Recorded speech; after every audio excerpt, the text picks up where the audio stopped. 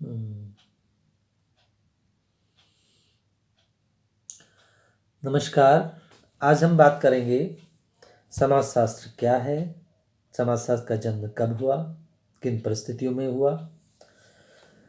समाजशास्त्र क्या है से पहले समाजशास्त्र का जन्म कब हुआ ये जानने का प्रयास करें। समाजशास्त्र के जन्म के लिए अनेक तरह की परिस्थितियां जिम्मेदार हैं, जिसमें विशेष रूप से हम दो क्रांतियां, जो कि एक तो पहली फ्रांस में और दूसरी औद्योगिक क्रांति जो कि इंग्लैंड में हुई।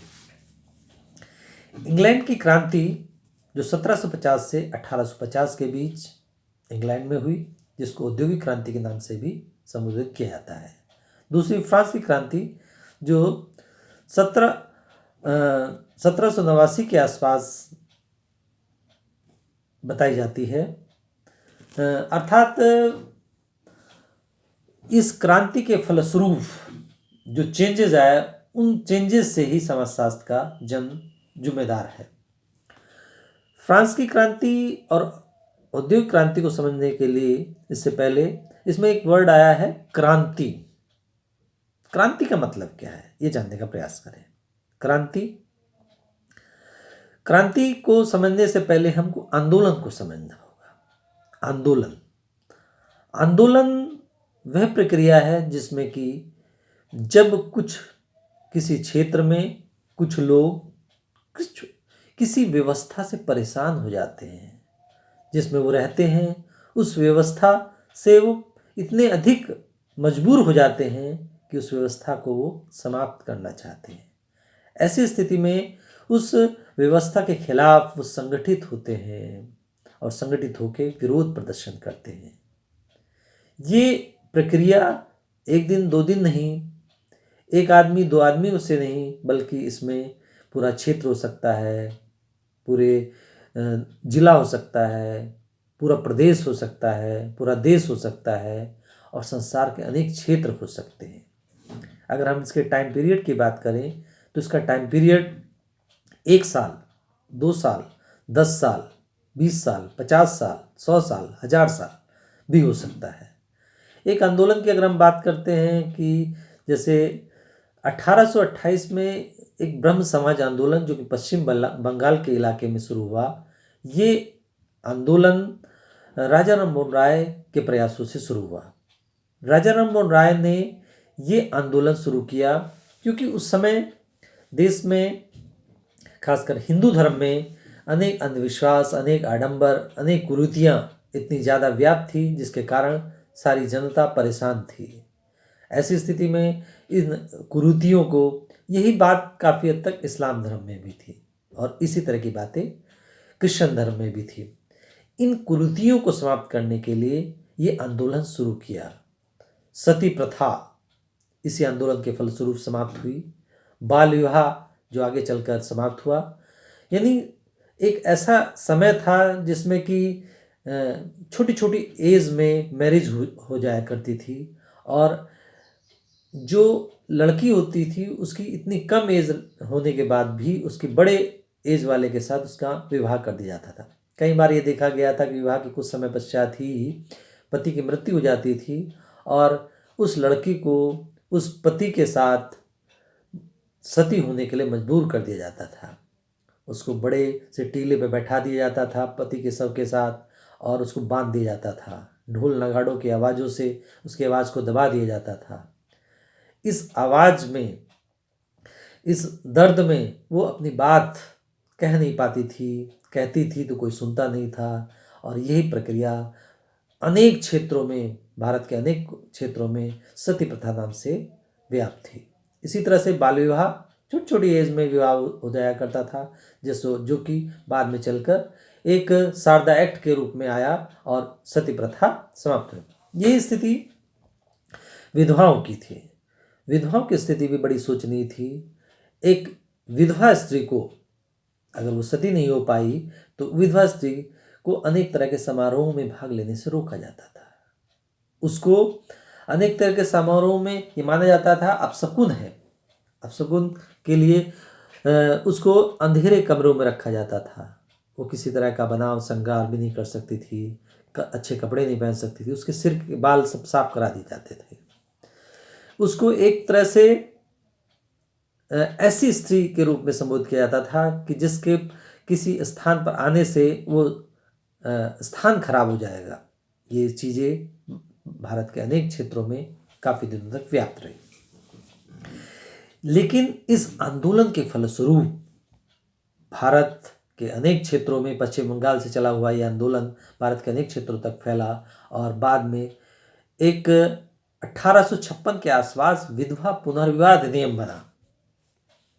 इस अधिनियम के बनने के बाद विधवाएं अपना विवाह कर सकती थी। अगर उनकी एज कम होती थी तो अपने पिता के से संपर्क करके पिता के अनुसार वो विवाह करती थी। अगर उनकी एज अधिक होती थी तो वो स्वयं भी विवाह करती थी। इस तरह से विधवाओं का विवाह भी संभव हो सका। अब हम बात कर रहे थे आंदोलन। आंदोलन वास्तव में किसी व्यवस्था के खिलाफ मौन रूप से प्रदर्शन करना है, अहिंसात्मक रूप से प्रदर्शन करना है। ऐसा प्रदर्शन जिसमें हिंसा का समावेश नहीं होता। लेकिन कई बार ऐसा होता है, कोई व्यवस्था जब अहिंसात्मक तरीके से समाप्त नहीं होती, ऐसी स्थिति में उस व्यवस्था को समाप्त करना, उस व्यवस्था को जो कि लोग को परेशान कर रही है, एक तरह से अव्यवस्था को समाप्त करना मजबूरी हो जाता है। ऐसे में लोग अधिक संगठित होकर हिंसात्मक हो सकते हैं, अर्थात उस व्यवस्था को समाप्त करने के लिए इतने अधिक संगठित हो जाते हैं कि मरने मारने को तैयार हो जाते हैं। कुछ ऐसी ही बात हम क्रांति में कह सकते हैं। क्रांति का जो टाइम पीरियड है आंदोलन की टाइम पीरियड की तुलना में थोड़ा सा कम होता है, क्योंकि व्यक्ति ये चाहते हैं कि व्यवस्था जो अव्यवस्था के रूप में है तुरंत समाप्त होनी चाहिए। क्योंकि अगर ये व्यवस्था जो कि हमारे को परेशान कर रही है अगर समाप्त नहीं होगी तो हमारा जीवन आगे ठीक ढंग से नहीं चल पाएगा। इसलिए लोग हिंसात्मक तरीकों का अपनाकर उस व्यवस्था को समाप्त कर देते हैं। 1750 से 1850 के बीच जो क्रांति हुई, जिसको हमने औद्योगिक क्रांति कहा, वो क्रांति इंग्लैंड में 1750 से पहले की इंग्लैंड की व्यवस्था, जिसमें जमींदारी व्यवस्था थी, सामंतवादी व्यवस्था थी, अर्थात वहाँ पर लोगों का शोषण था, दास प्रथा का समावेश था। लोग अपने हिसाब से काम नहीं कर सकते थे। लेकिन इस क्रांति के फलस्वरूप वहाँ पर आमूलचूल परिवर्तन हुआ। 1750 से पहले इंग्लैंड की दशा भी शोचनीय थी। इंग्लैंड में जो लंदन इलाका है वहाँ पर घुटनों तक का कीचड़ था। मार्को पोलो एक स्थान पर लिखता है कि 1750 के आसपास लंदन में जो स्थिति थी वैसी स्थिति के विपरीत स्थिति भारत के पाटलिपुत्र में दिखाई पड़ती है। यानी 1750 के आसपास जहां हम घुटनों तक के कीचड़ की बात लंदन में कर रहे हैं, वैसी बात पाटलिपुत्र में पक्की सड़कें थी। मतलब पाटलिपुत्र एक अधिक समृद्ध इलाका था, जबकि इंग्लैंड की दशा शोचनीय थी। यानी इंग्लैंड में उतनी उन्नति नहीं होती। लेकिन 1750 के आसपास, 1750 के बाद तेजी से वहाँ पर अनेक आविष्कार हुए। उन आविष्कारों का परिणाम ये हुआ कि वहाँ पर परिवर्तन होने लगा। सामंतवादी व्यवस्था धीरे धीरे समाप्त होने लगी। 1750 से 1850 के बीच वहाँ इतना परिवर्तन हुआ कि लोग खेती छोड़कर दूसरे कार्यों में लगने लगे। छोटे छोटे कुटीर उद्योग से बड़ी बड़ी फैक्ट्रीज लगने लगी। उन फैक्ट्रीज में वर्कर काम करते थे। ऐसी स्थिति में इंग्लैंड को अपने कच्चे माल को बेचने के लिए दूसरे देशों से संपर्क करना पड़ा, जो बाद में चलकर एक उनके इंग्लैंड के उपनिवेश के रूप में सामने आए। लगभग ऐसी स्थिति फ्रांस में थी। फ्रांस की स्थिति भी शोचनीय थी। राजा ऐश्वर्यमयी जिंदगी जीता था और राजा जो कि पोप्स के अनुसार चलता था, पोप के अनुसार ही वो सारे काम करता था। राजा और पोप दोनों ऐश्वर्यमयी जिंदगी जीते थे। उनको समाज के लोगों से, देश के लोगों से ये पता नहीं था कि लोग किस तरह से रह रहे हैं, किस तरह से अपनी जीविका यापन कर रहे हैं। ऐसी स्थिति में जब जनता किसी पर्टिकुलर समय में अपने राजा, अपनी रानी के पास गई कि हम भूखों मर रहे हैं, यानी उस समय ब्रेड का दाम, एक एग्जाम्पल के तौर पे, एक ब्रेड का दाम जो कि दुगना हो गया था, और जो केक है, जो कि अगर एग्जाम्पल दें तो मार्क मुद्रा, जो कि फ्रांस की मुद्रा थी, उसमें 1 मार्क से 2 मार्क हो गया था, और दूसरी तरफ 1 फ्रैंक से 2 फ्रैंक हो गया था। दूसरी तरफ जो ब्रेड केक था वो 8 फ्रैंक से 6 फ्रैंक हो गया था, यानी थोड़ा कम हो गया था। ऐसे में जनता जब अपनी रानी के पास जाके कहा कि ब्रेड सस्ती करो, तो रानी ने कहा केक खाओ, केक तो सस्ता हो गया है। जब रानी को, जब राजा को, जब राजतंत्र को ये नहीं पता है कि केक सस्ता होने के बाद भी, केक सस्ता जो हो गया तब भी वो ब्रेड से महंगा है, ऐसी स्थिति में हम कैसे केक खा सकते हैं, कैसे हम ब्रेड को छोड़ सकते हैं। जब जनता ने देखा हमारे राजा को, हमारी रानी को ये नहीं पता कि केक का दाम क्या है, ब्रेड का दाम क्या है, ऐसी स्थिति में ऐसे राजतंत्र को समाप्त कर देना चाहिए। ये तो एक एग्जाम्पल था। अनेक ऐसे एग्जाम्पल दिखाई पड़ते हैं कि राजा को किसी तरह से जानकारी नहीं थी, उसको तो केवल अपने ऐश से जानकारी थी, अपने ऐश लेने से मतलब था। ऐसी स्थिति में फ्रांस में क्रांति हुई, और फ्रांस की क्रांति के बाद वहाँ पर भी लोकतंत्र की स्थापना हुई। अब लोग, जब कोई युद्ध होता है या क्रांति होती है और क्रांति के अनुसार सब व्यवस्था हो जाती है, तो ऐसे में व्यवस्था अगर समाप्त हो जाती है जो उनके अनुसार हो, अब नई व्यवस्था कैसी हो, किस तरह का राज हो, कौन हेड बने, उस हेड को कैसे चुना जाए, उसको हेड के चुनने के तरीके क्या हों, ये बात परेशान कर रही थी। ऐसी स्थिति में अनेक तरह के बुद्धिजीवियों से वार्तालाप किया गया, बातचीत की गई, उनके विचार लिए गए। ऐसे समय में ही सेंट साइमन ने भी अपने विचार दिए। सेंट साइमन के शिष्य अगस्त कुंत, जो कि एक पॉलिटेक्निक में टीचर थे, उन्होंने भी अपने विचार प्रस्तुत किए।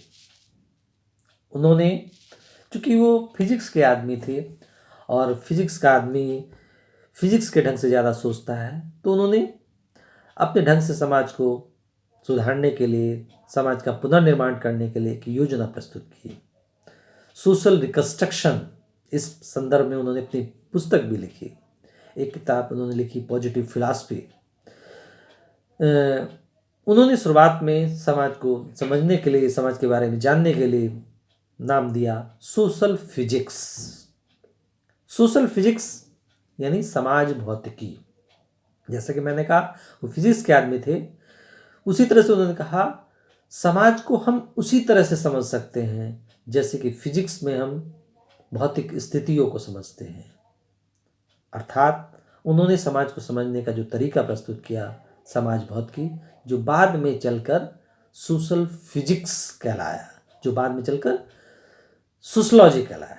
सोशलॉजी वास्तव में एक ऐसा विषय है जिसमें कि हम समाज का अध्ययन करते हैं, सामाजिक प्रक्रियाओं का अध्ययन करते हैं, सामाजिक विकास का अध्ययन करते हैं, सामाजिक विकास का अध्ययन करते हैं, सामाजिक संबंधों का अध्ययन करते हैं। अलग अलग समाजशास्त्रियों ने उसको अलग अलग ढंग से बताने का प्रयास किया है। मूल रूप से हम कहें सामाजिक संबंधों का वैज्ञानिक ढंग से अध्ययन करने वाला विषय समाजशास्त्र है। 1838 में अगस्त कुंत ने समाजशास्त्र को जन्म दिया। बाद में ये विषय संसार के अनेक क्षेत्रों में धीरे धीरे फैला।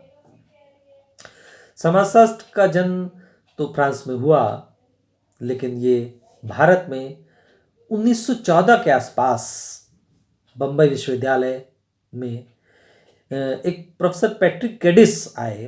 प्रोफेसर पैट्रिक गेडिस ने इस विषय को बताने के लिए वहाँ पर संस्कृत के जो आचार्य थे उनको उन्होंने सेलेक्ट किया।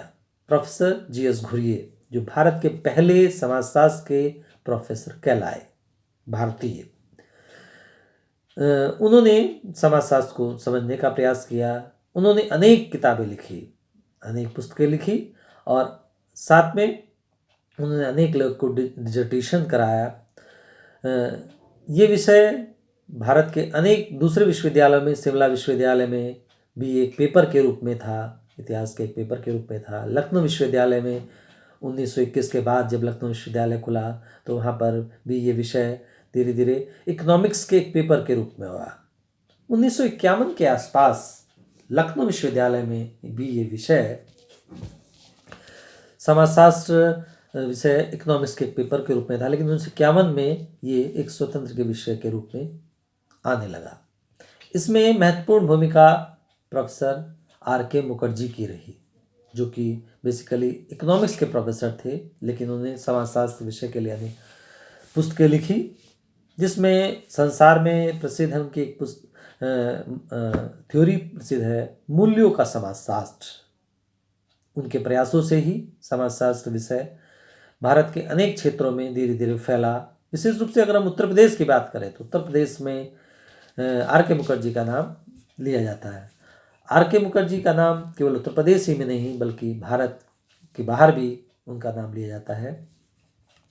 इसी तरह से लखनऊ विश्वविद्यालय के साथ साथ उसी समय बरेली कॉलेज में भी इस विषय के लिए प्रयास 1951 से लेकर 56 के बीच किया गया। यहाँ पर एक आर.एन. मुखर्जी साहब थे। आर.एन. मुखर्जी साहब ने भी शुरुआत में इस विषय में अनेक बच्चों का एडमिशन करवाया। शुरुआत में विषय उतना पॉपुलर नहीं था, लेकिन धीरे धीरे ये विषय पॉपुलर हुआ और बरेली कॉलेज में ये विषय में शुरुआत में 13 बच्चों ने एडमिशन लिया। लगभग 3-4 महीने में ही इसमें 300 बच्चों ने ट्रांसफ़र करा लिया। ये विषय धीरे धीरे भारत के अनेक महाविद्यालयों में धीरे धीरे फैला। वर्तमान समय में लगभग हर यूनिवर्सिटी में ये विषय पढ़ाया जाता है। समाजशास्त्र के विषय के लिए अगर हम बात करते हैं कि समाजशास्त्र क्या है, समाजशास्त्र को अगर हम बात करते हैं वार्ड की, समाजशास्त्र समाज का विज्ञान है। वार्ड के अनुसार से समाजशास्त्र समाज का विज्ञान है, अर्थात ये समाज के बारे में अपनी जानकारी देता है। इसी तरह से मैकार पेज की बात करते हैं तो समाजशास्त्र सामाजिक संबंधों के विषय में है। संबंधों के इस जाल को